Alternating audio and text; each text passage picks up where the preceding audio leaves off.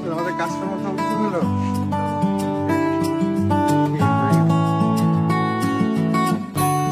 আমাদের আমরা প্রচুর পরিমাণে কারি পাতা প্ল্যান্টেশনের কাজ করছি। কারি পাতা আমরা জানি যে এটা হেয়ারের জন্য খুবই ভালো কাজ করে। আমাদের ফ্রেশিয়া বায়োকেয়ারসে আমরা মূলত আসলে গোট মিল্ক বেসড বিভিন্ন প্রোডাক্ট আসলে তৈরি করি। আপনারা জানেন যে হ্যান্ডমেড সোপ, আর এই হ্যান্ডমেড সোপ তৈরি করার জন্য আমাদের প্রয়োজন হয় প্রচুর গোট মিল্কের। আর এই গোট মিল্কগুলো আমরা সংগ্রহ করি আমাদের কমিউনিটি ড্রিভেন যে অ্যাপ্রোচ রয়েছে, এখানে আমাদের যারা খামারিরা রয়েছে আমরা তাদের কাছ থেকে সরাসরি দুধটা সংগ্রহ করে আমরা আমাদের প্রোডাক্টগুলো আসলে তৈরি করে থাকি।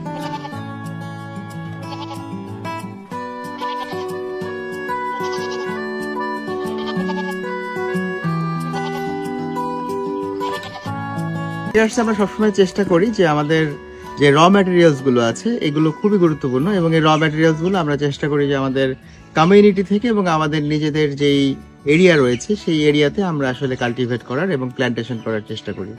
এরই অংশ হিসেবে আমরা এবছর প্রায় 5,000 ক্যাস্টর প্ল্যান্ট আমরা রোপণ করেছি, এবং যেখান থেকে আমরা আশাবাদী অ্যারাউন্ড 4 থেকে 5 টন ক্যাস্টর অয়েল আমরা এবছর উৎপাদন করতে পারবো। এবং এটা শুধুমাত্র আমাদের ফ্যাক্টরিতেই নয়, আমরা এর বাইরে যে সকল হ্যান্ডমেড সোপ বা বিভিন্ন ধরনের কসমেটিক্স ইন্ডাস্ট্রিতে যারা কাজ করছে তাদেরকেও আমরা যাতে আসলে এখান থেকে সাপোর্ট দিতে পারি।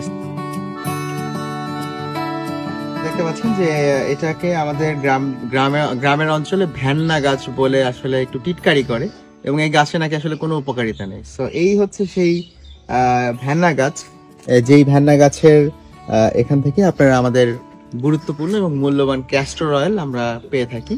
এখানে আমাদের প্রচুর গাছ রয়েছে, আমরা এবছর প্রায় 5,000 এর মতো গাছ রোপণ করেছি। আর আমরা মূলত কমিউনিটি ড্রিভেন অ্যাপ্রোচে কাজ করি, এবং আমাদের প্রায় 500+ কন্ট্রাক্ট গ্রোয়ার আছে যারা তাদের পতিত জমিতে ক্যাস্টর অয়েল প্রোডাকশনের মাধ্যমে এক্সট্রা আয় করে, এবং এখানে মূলত আসলে উইমেনরাই মেইনলি কাজ করে থাকে। এটা যে সাইটটা দেখতে পাচ্ছেন এটা আমাদের আরেকটা সাইট, এবং এখানে যিনি উইমেন আছেন এই পরিবারের, তিনি মেইনলি এটা চাষাবাদ করেন, এবং এখান থেকে তার একটা এক্সট্রা আয়ের একটা ব্যবস্থা হয়। এবং এই অরিজিনাল ক্যাস্টর অয়েল দিয়ে আমরা আমাদের এই হ্যান্ডমেড সোপটা আসলে তৈরি করি।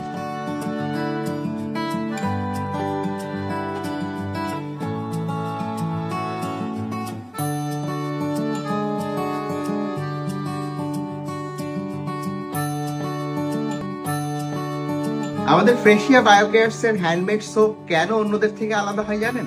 কারণ আমরা কিন্তু বাজার থেকে আপনার যেই অ্যাডাল্টারেটেড অর্থাৎ আপনার যেই সিনথেটিক এসেনশিয়াল অয়েল পাওয়া যায় কিংবা সিনথেটিক হাইড্রোসল পাওয়া যায় সেটা কিন্তু আমরা ব্যবহার করি না, বরং আমরা নিজেরাই আমাদের নিজস্ব ডিস্টিলেশন ইউনিটে আমরা নিজেরাই এসেনশিয়াল অয়েল এবং হাইড্রোসল, আপনি দেখেন যে আমাদের এই মুহূর্তে যেমন রোজ এখানে আপনার টপ টপ টপ করে পড়ছে আপনি দেখতে পাচ্ছেন, এবং এটা একটা ডিস্টিলেশন ইউনিট।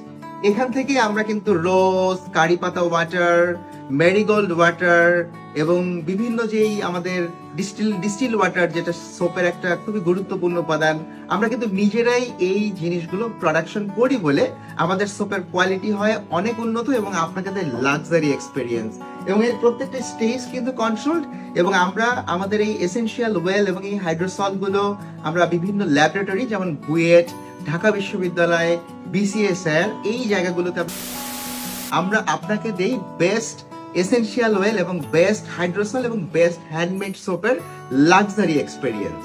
আমাদের এই প্ল্যান্টে টোটাল 3টা কিউরিং রুম রয়েছে, আমরা প্রায় 30,000 সোপ একসাথে কিউরিং করতে পারি। এটা হচ্ছে কিউরিং রুম 1 আর এটা কিউরিং রুম 3। তো আমরা এখন চলুন কিউরিং রুম 3 তে গিয়ে আপনাদেরকে দেখাই যে আমরা আমাদের সোপগুলো কিভাবে কিউরিং করি। আমাদের কিউরিং রুম 3 তে আছে আমাদের প্রতিটি কিউরিং রুমের ক্যাপাসিটি 10,000 সোপ আমরা কিউরিং করতে পারি, এবং প্রতিটি কিউরিং রুম আমাদের এয়ার কন্ডিশনড।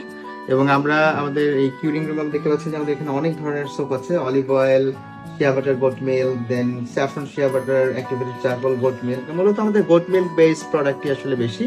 এবং আমরা আমাদের এই কিউরিং রুমে প্রতিনিয়ত প্রতিটি ব্যাচে আমরা যেটা চেক করি সেটা হচ্ছে যে আমাদের এট ফার্স্ট যেটা চেক করি সেটা হচ্ছে আমাদের ময়েশ্চার। তো আমরা আমাদের ময়েশ্চার মিটার দিয়ে আমরা প্রথমে আমরা যে কোনো একটা ব্যাচ থেকে নির্দিষ্ট একটা প্রোডাক্টকে আমরা চেক করার চেষ্টা করি যে আমাদের এখানে আসলে যেমন এটা অ্যাক্টিভেটেড চারকোল এবং গোট, আমরা এটার ময়েশ্চারটা কেমন আছে সেটা আমরা এখানে দেখতে পাচ্ছি। সো এইভাবে আমরা আসলে ময়েশ্চারটা চেক করি।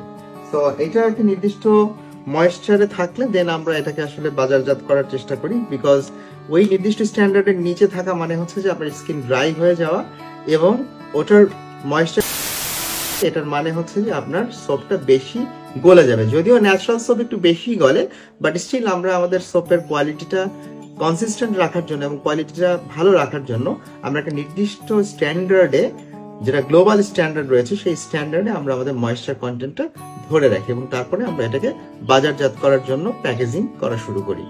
সো চলুন আমরা দেখে আসি যে আমরা এরপরে পিএইচ যে চেক করি, আমরা পিএইচটা কিভাবে চেক করছি।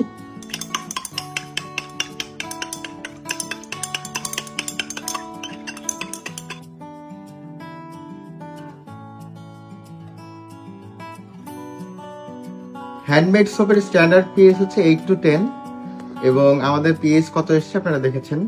এবং এখানে একটা ইন্টারেস্টিং ব্যাপার হচ্ছে যে অনেকেই মনে করেন যে আসলে পিএইচ ব্যালেন্সড, অর্থাৎ 7 বা 7.5, কিন্তু আমরা কোনো ধরনের কেমিক্যাল ব্যবহার করি না, যার কারণে আমাদের পিএইচটা 9 পয়েন্ট সামথিং এসছে।